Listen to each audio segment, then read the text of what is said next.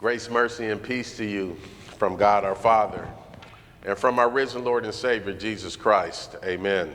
Amen. Easter is not a one-day festival.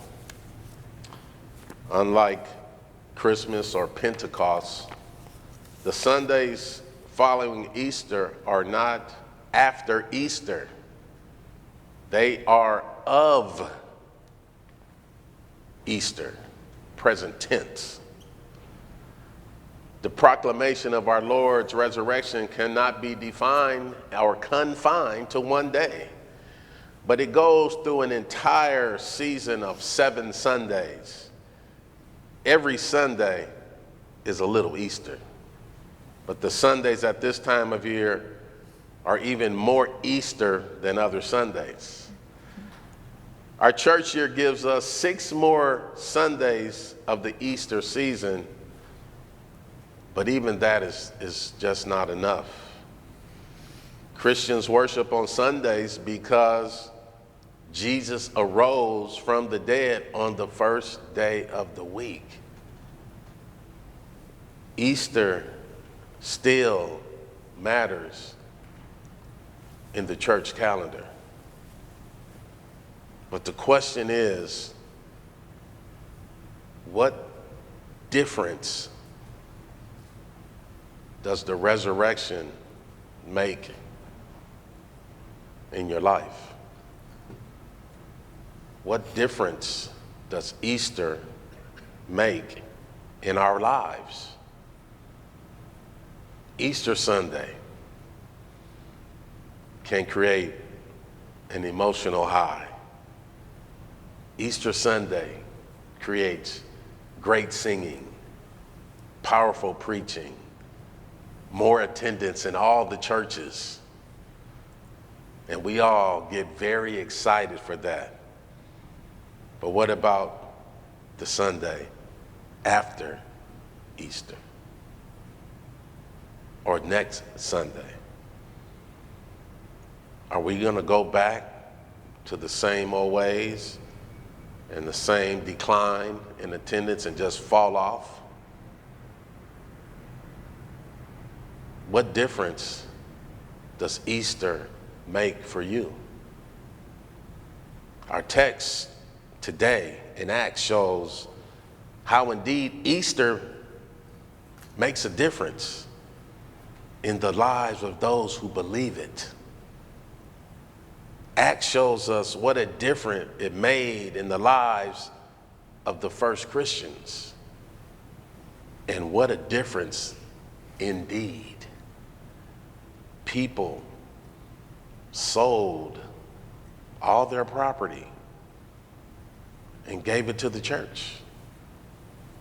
People sold all that they had and gave it to the apostles for the relief of all in need.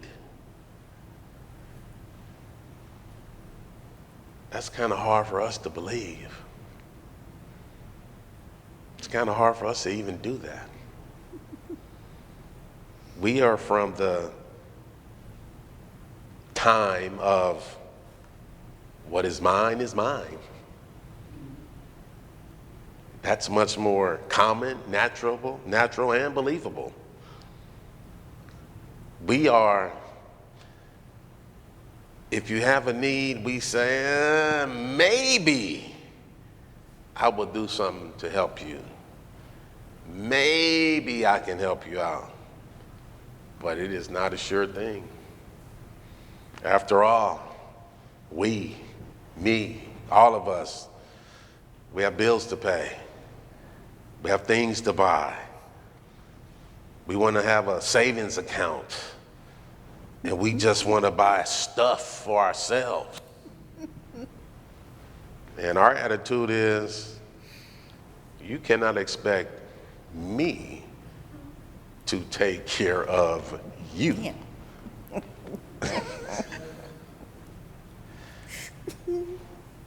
We see it, we live it, we do it. And we will say, in this world, hey man, you on your own. Maybe you can get some government aid, but don't expect me to bail you out.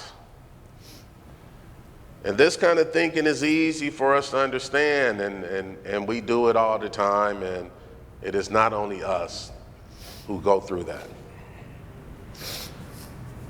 Everybody goes through it. It is not something new.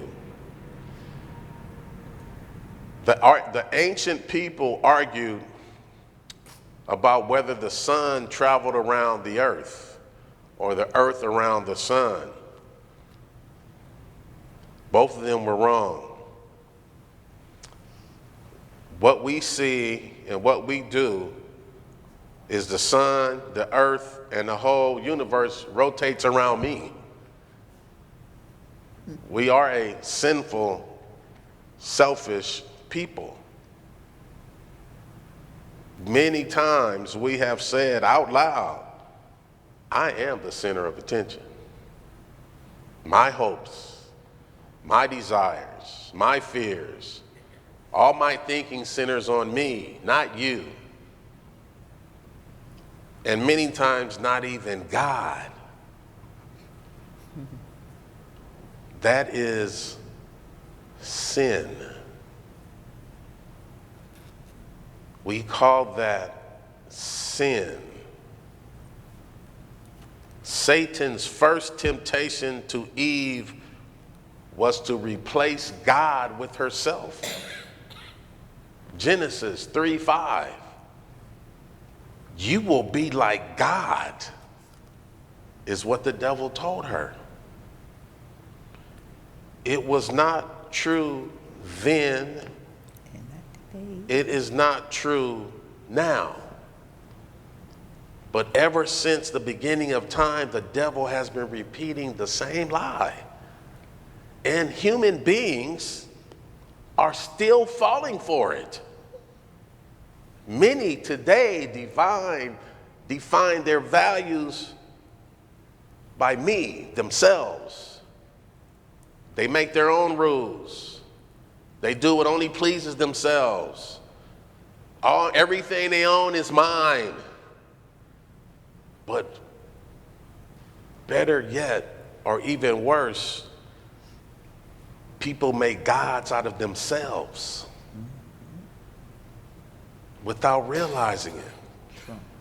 If it's only me, where's God? The devil will trick you. He says, you bought it, it's yours. And I'm going to do with it whatever I want to do with it because it's mine. But that too is a lie. What we have in this life depends entirely on the goodness and the gifts of God. Amen.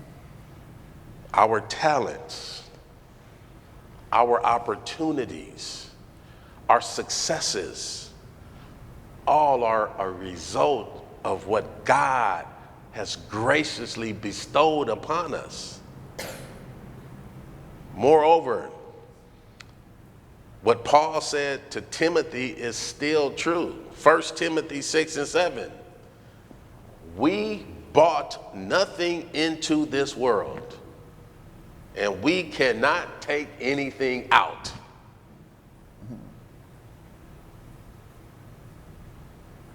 Back to Genesis. Eve soon discovered that Satan's temptation was a dead end, literally. And we too understand the devil's temptations will take you to death and to the end. We think that we are in charge until we realize we are not in charge. But then it is too late, because the wages of sin is death. It all ends at the grave until it doesn't. For Jesus Christ is alive. He is risen from the dead. So while the wages of sin may be death, we have the free gift of God, eternal life in Christ Jesus, our resurrected Lord and Savior. That is the difference that Easter makes in our lives for the believers.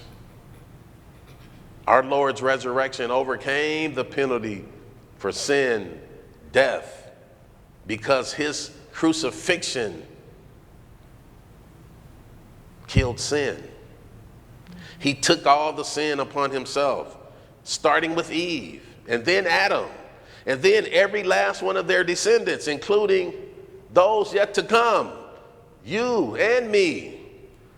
But now Jesus is alive, just as the no longer doubting Thomas.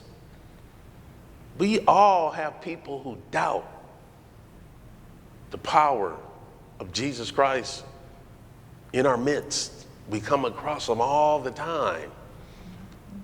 Let them know you're a believer. Let them know about Easter. Let them know about the resurrection. Let them know the wages of sin is death. Our God is good. Our Lord is alive. Our sins have been paid for. Death has been overcome. Everything is different now because of Easter. We know that what Jesus told us about God is true. He is our loving Father. When we were dead in the trespasses and sins, he took the initiative. He took the initiative to redeem us. He did not spare his only son, but he gave him up for us all. And how will he not also graciously give us all things? Our Heavenly Father takes his perfect, tender, caring love of us. He provides for us. He provides for us at the end of this life, and he welcomes us into the next life, the paradise of which Jesus spoke about to the penitent thief right there with him on the cross. But the devil, he is still lurking around us. And we still see that sin still rears its ugly head. But neither the devil nor sin can take away what we have in Christ, a God who loves us. This is why for those first Christians, they can respond as they did. They responded to the needs of all those around them. Christ had freed them from sin. He freed them from conceitedness. He freed them from self-interest only. God filled their hearts with his love. And God's love allows us to be abundantly overflowing to all those in need. And the readings today said there was not a needy person among them. We are nowhere near that. We see need everywhere. Why? Are we sharing? Are we caring? Are we offering? But today, we live in different times. For us, sometimes the physical needs are not so pressing, but everyone is entitled to the basic necessities of life. People still have needs, such as respect, companionship, purpose, security. How good are we at supplying these things to others in our community, in our families? Since God takes care of us, we can take care of others. It's not about giving up our money. It's about our time and our energy and our talents and being more fundamentally sound to those we interact with. But it begins with our love towards one another. And you have to love them in spite of the challenges presented to us, because it's not about us, it's about God. Easter makes a difference to those who believe in the Lord's resurrection.